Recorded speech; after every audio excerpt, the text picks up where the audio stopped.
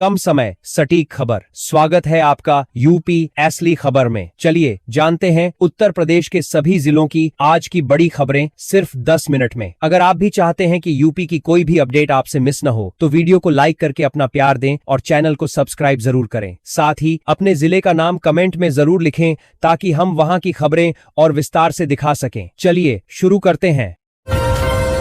उत्तर प्रदेश सरकार ने बजट 2026 के माध्यम से किसानों के लिए ईकेसीसी यानी डिजिटल किसान क्रेडिट कार्ड योजना में बड़ी तेजी लाने का निर्णय लिया है। अब राज्य के किसानों को बैंकों के चक्कर नहीं काटने होंगे और मात्र 5 मिनट के भीतर डिजिटल सत्यापन के बाद उन्हें ऋण स्वीकृत कर दिया जाएगा। इससे ग्रामीण अर्थव्यवस्था में बड़ा सुधार देखने को मिलेगा। मुख्यमंत्री कृषक दुर्घटना कल्याण योजना के तहत अब मुआवजे की पूरी प्रक्रिया को डिजिटल कर दिया गया है। इसके माध्यम से पीड़ितों को सहायता राशि सीधे उनके बैंक खातों में बिना किसी देरी के मिल सकेगी। हाल ही में लखनऊ मंडल में इस प्रणाली के माध्यम से 3,569 आवेदनों को स्वीकृत किया गया है, जो प्रशासन की संवेदनशीलता दर्शाता है। प्रधानमंत्री किसान सम्मान निधि की 22वीं किस्त जारी होने से पहले उत्तर प्रदेश के 19 लाख किसानों के दस्तावेजों के सत्यापन के लिए विशेष शिविर लगाए जा रहे हैं। इन शिविरों का मुख्य उद्देश्य डाटा में मौजूद गलतियों को सुधारना है ताकि पारदर्शिता बनी रहे और पात्र किसानों के खाते में बिना किसी तकनीकी बाधा के सम्मान राशि समय पर पहुंचाई जा सके। उत्तर प्रदेश में हरित ऊर्जा को बढ़ावा देने के लिए पीएम कुसुम योजना के अंतर्गत 50,000 नए सोलर पंपों की स्थापना की प्रक्रिया आज से आधिकारिक रूप से शुरू हो गई है। किसान आज से ही ऑनलाइन पोर्टल पर जाकर सब्सिडी के लिए आवेदन कर सकते हैं। ये कदम सिंचाई की लागत को कम करने और बिजली की निर्भरता घटाने में बहुत सहायक सिद्ध होगा। उत्तर प्रदेश सरकार ने प्रदेश के 10 चुनिंदा जिलों में आधुनिक बायो फर्टिलाइजर प्रयोगशालाओं की स्थापना के लिए विशेष बजट आवंटित किया है। इन प्रयोगशालाओं के माध्यम से किसानों को जैविक खेती के लिए प्रेरित किया जाएगा और उन्हें उच्च गुणवत्ता वाले जैविक खाद उपलब्ध कराए जाएंगे। इससे मिट्टी की उर्वरता बढ़ेगी और रासायनिक खादों पर निर्भरता कम होगी, जिससे कृषि उत्पादों की गुणवत्ता सुधरेगी। इलाहाबाद उच्च न्यायालय और इसकी लखनऊ खंडपीठ में आज से हाइब्रिड सुनवाई की सुविधा का बड़े स्तर पर विस्तार किया गया है। अब वकील और वादी अपनी सुविधा के अनुसार वर्चुअल या भौतिक रूप से अदालत की कार्यवाही में शामिल हो सकते हैं। इस नई व्यवस्था उत्तर प्रदेश पुलिस ने ई गवर्नेंस की दिशा में एक महत्वपूर्ण कदम उठाते हुए गैर एफआईआर शिकायतों को एनसीआरबी पोर्टल के साथ एकीकृत करने के लिए नया सॉफ्टवेयर सिस्टम लॉन्च किया है। इसके माध्यम से छोटी मोटी शिकायतों की ट्रैकिंग और समाधान अब और भी सरल हो जाएगा। जनता अब अपनी शिकायतों की प्रगति को सीधे ऑनलाइन पोर्टल के माध्यम से देख सकेगी और जवाबदेही बढ़ेगी। ग्रामीण क्षेत्रों में संपत्ति के स्वामित्व को स्पष्ट करने के लिए संचालित घरौनी योजना के तहत आज प्रदेश के विभिन्न जिलों में 10 लाख से अधिक ग्रामीणों को उनके डिजिटल संपत्ति दस्तावेज सौंपे जा रहे हैं। इन संपत्ति कार्डों की मदद से ग्रामीण अब अपनी जमीन पर आसानी से बैंक लोन ले सकेंगे और भूमि विवादों में भी भारी कमी आने की पूरी संभावना जताई जा रही है। उत्तर प्रदेश के राजस्व विभाग ने जमीनों की पैमाइश की प्रक्रिया को पारदर्शी और विवाद मुक्त बनाने के लिए एक नई जीआईएस आधारित मोबाइल ऐप का सफल परीक्षण पूरा कर लिया है। इससे भविष्य में होने वाले जमीन संबंधी मुकदमों में कमी आएगी और पैमाइश की प्रक्रिया पूरी तरह डिजिटल हो जाएगी। महिलाओं की सुरक्षा और सशक्तिकरण के लिए मिशन शक्ति के 5वें चरण के तहत राज्य के प्रमुख चौराहों और सार्वजनिक स्थलों पर पिंक बूथों की संख्या बढ़ाई जा रही है। इसके साथ ही सुरक्षा सखी पोर्टल को भी अपग्रेड किया गया है ताकि महिलाएं किसी भी आपात स्थिति में तुरंत सहायता प्राप्त कर सके। प्रशासन ने महिलाओं को सुरक्षित वातावरण देने के लिए विशेष टीमें तैनात की है। उत्तर प्रदेश माध्यमिक शिक्षा परिषद ने 18 फरवरी से शुरू होने वाली बोर्ड परीक्षाओं के लिए सख्त दिशा निर्देश जारी किए हैं। इस बार परीक्षाओं में सम्मिलित होने वाले छात्रों के लिए आधार कार्ड अनिवार्य कर दिया गया है ताकि फर्जीवाड़े को रोका जा सके। बोर्ड ने छात्रों और अभिभावकों को सोशल मीडिया पर फैलने वाली परीक्षा संबंधी फर्जी खबरों से भी सावधान रहने की सलाह दी है। उत्तर प्रदेश लोक सेवा आयोग ने वर्ष 2024 की मुख्य परीक्षा के परिणाम आज घोषित कर दिए हैं। इस परीक्षा में कुल 2,719 अभ्यर्थियों को साक्षात्कार के लिए सफल घोषित किया गया है। परिणामों की घोषणा के बाद प्रदेश के युवाओं में भारी उत्साह देखा जा रहा है और आयोग ने जल्द ही साक्षात्कार की तिथियां घोषित करने की बात कही है।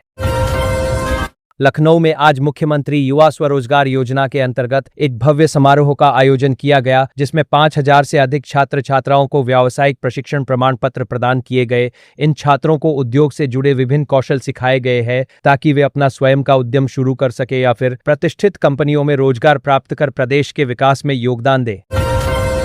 दिल्ली से वाराणसी के बीच प्रस्तावित high speed bullet train corridor project को लेकर केंद्र और उत्तर प्रदेश सरकार के बीच एक महत्वपूर्ण सहमति बनी है। इस योजना के तहत लखनऊ को एक मुख्य जंक्शन के रूप में विकसित किया जाएगा। इस रेल कॉरिडोर के बन जाने से वाराणसी और दिल्ली के बीच की दूरी कुछ ही घंटों में सिमट जाएगी, जिससे पर्यटन को बढ़ावा मिलेगा। राजधानी लखनऊ में अशोक लेलैंड के नए इलेक्ट्रिक बस निर्माण प्लांट का काम अब अपने अंतिम चरण में पहुंच गया है। उम्मीद जताई जा रही है कि मार्च के महीने से यहां बसों का उत्पादन शुरू हो जाएगा। ये प्लांट उत्तर प्रदेश को इलेक्ट्रिक वाहनों के हब के रूप में स्थापित करेगा और इससे स्थानीय स्तर पर हजारों युवाओं को रोजगार के नए अवसर प्राप्त होंगे। वाराणसी में गंगा जलमार्ग के विकास को नई ऊंचाई देते हुए जहाजों के रखरखाव के लिए एक आधुनिक पोर्ट टर्मिनल का निर्माण कार्य आज से शुरू कर दिया गया है। इस टर्मिनल के बनने से मालवाहक जहाजों की मरम्मत और देखरेख काशी में ही हो सकेगी। इससे जलमार्ग के जरिए होने वाले व्यापार को मजबूती मिलेगी और लॉजिस्टिक की लागत में भी काफी कमी आएगी। प्रयागराज में आज माघी पूर्णिमा के अवसर पर संगम तट पर आस्था का जनसैलाब उमड़ पड़ा है। सुबह से ही लगभग 2 करोड़ श्रद्धालुओं ने पवित्र त्रिवेणी संगम में डुबकी लगाकर पुण्य लाभ अर्जित किया। प्रशासन ने श्रद्धालुओं की सुरक्षा और सुविधा के लिए कड़े प्रबंध किए हैं और पूरे मेला क्षेत्र को सीसीटीवी कैमरों की निगरानी में रखा गया है ताकि व्यवस्था बनी रहे। आगामी महाशिवरात्रि और होली के त्योहारों को ध्यान में रखते हुए उत्तर प्रदेश प्रशासन ने विशेष भीड़ नियंत्रण मास्टर प्लान तैयार किया है। प्रदेश के प्रमुख मंदिरों और सार्वजनिक स्थानों पर भारी पुलिस बल तैनात रहेगा और ड्रोन कैमरों के जरिए निगरानी रखी जाएगी। श्रद्धालुओं को किसी भी प्रकार की असुविधा न हो, इसके लिए अभी से मार्गों का डायवर्जन प्लान भी तैयार कर लिया गया है। बुंदेलखंड की ऐतिहासिक और सांस्कृतिक विरासत को सहेजने के लिए उत्तर प्रदेश सरकार ने आज से प्राचीन बावड़ियों और किलों के जीर्णोद्धार की योजना का शुभारंभ किया है। इस सांस्कृतिक धरोहर संरक्षण अभियान के तहत प्राचीन जल स्रोतों को पुनर्जीवित किया जाएगा। इससे न केवल पर्यटन को बढ़ावा मिलेगा, बल्कि क्षेत्र के ऐतिहासिक महत्व के बारे में नई पीढ़ी को जानकारी भी मिलेगी।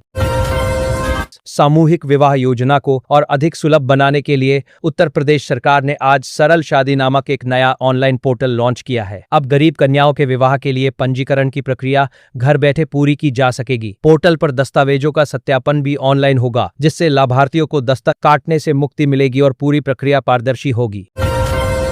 उत्तर प्रदेश की राजनीति में सरगर्मी तेज हो गई है, क्योंकि बसपा प्रमुख मायावती ने लखनऊ में पार्टी के बड़े पदाधिकारियों के साथ महत्वपूर्ण समीक्षा बैठक की है। इस बैठक में आगामी 2027 के विधानसभा चुनावों के लिए अभी से रणनीति तैयार करने पर चर्चा हुई। पार्टी ने कार्यकर्ताओं को जमीनी स्तर पर जाकर जनता से जुड़ने और संगठन को मजबूत करने का निर्देश दिया है।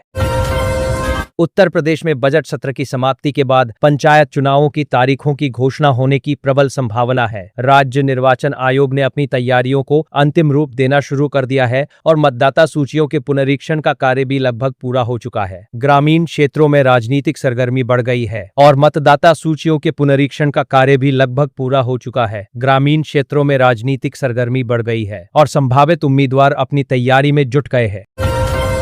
भारत की अंडर 19 विश्व कप में शानदार जीत के बाद उत्तर प्रदेश सरकार ने टीम में शामिल प्रदेश के प्रतिभाशाली खिलाड़ियों के लिए विशेष सम्मान समारोह की घोषणा की है। इन खिलाड़ियों को नकद पुरस्कार और सरकारी नौकरियों के प्रस्ताव दिए जाएंगे। सरकार के इस कदम से प्रदेश के अन्य उभरते हुए खिलाड़ियों का मनोबल बढ़ेगा और खेलों के प्रति रुझान बढ़ेगा।